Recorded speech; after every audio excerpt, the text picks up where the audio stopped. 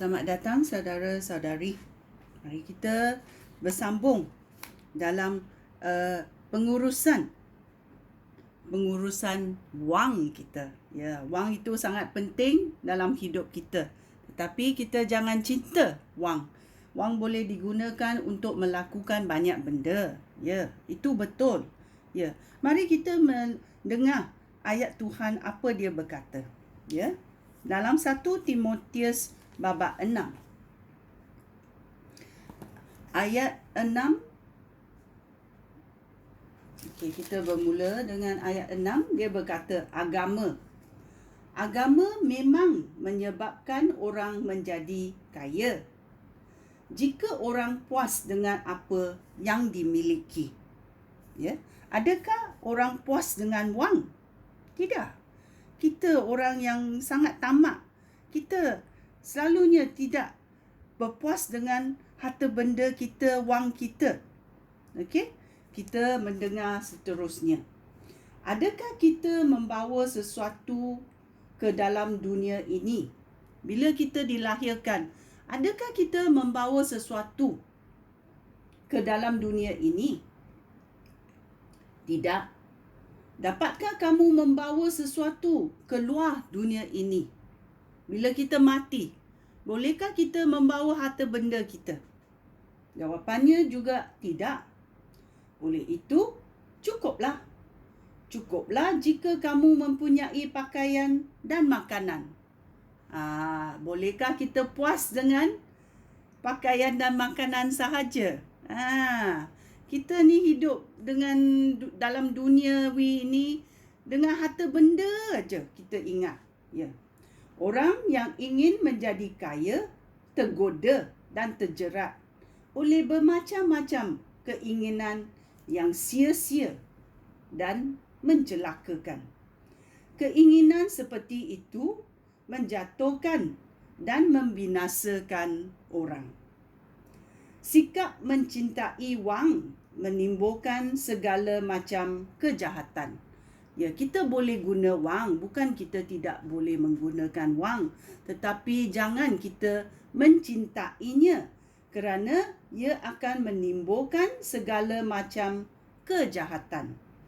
Ada orang yang mengejar wang sehingga menyangkal Kristus dan akhirnya menderita serta berduka cita. Ini dia berkata kepada orang Kristian. Kerana 1 Timotius juga mengenai orang yang percaya kepada Kristian. Dia berkata, sikap mencintai wang. Ya, orang Kristian yang sikapnya mencintai wang menimbulkan segala macam kejahatan.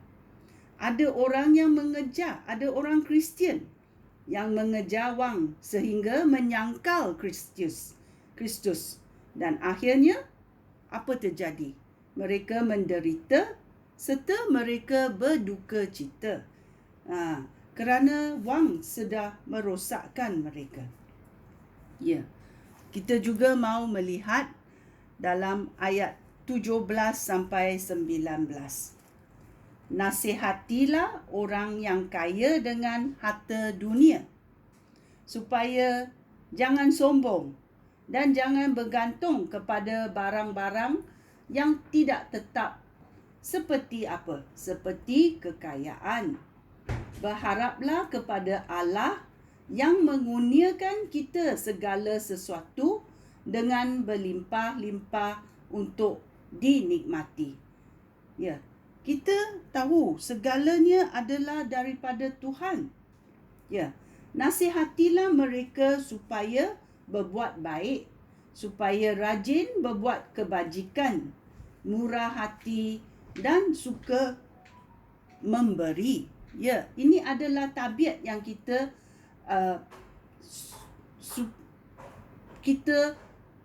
sanggup buat. Ya, kita buat dengan suka hati.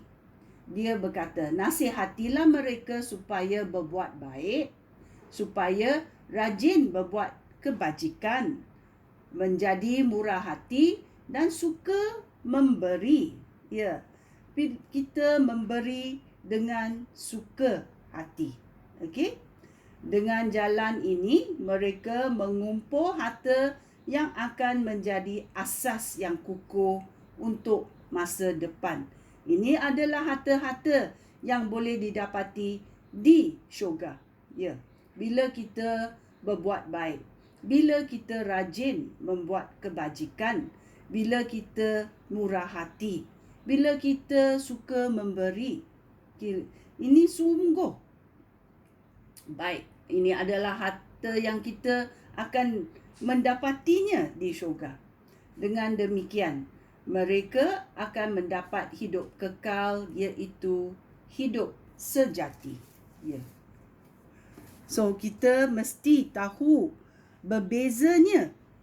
Ya, beza harta kita, wang kita di dunia ini dan juga wang di syurga. Apa wang di syurga? Apakah wang di syurga? Wang di syurga adalah iman kita. Bila iman kita kuat, wang di syurga itu kuat. Ya, sangat baiknya. Kerana Tuhan memberitahu kita wang di syurga adalah iman yang kuat di dalam hidup kita. Ya. Dalam Matius babak 6 ayat 24 berkata,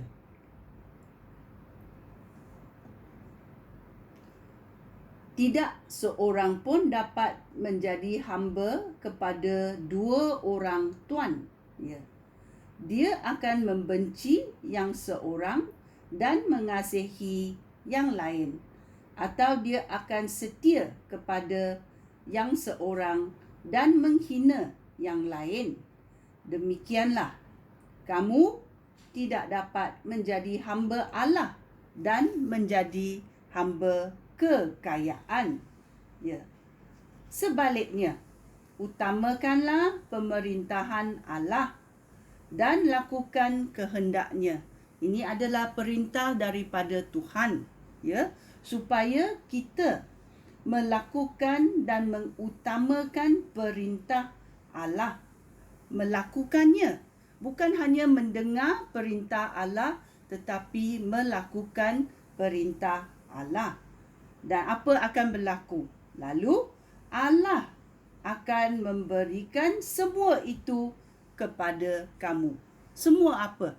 Semua harta benda yang dia ada, kerana pemilikan adalah dengan Tuhan.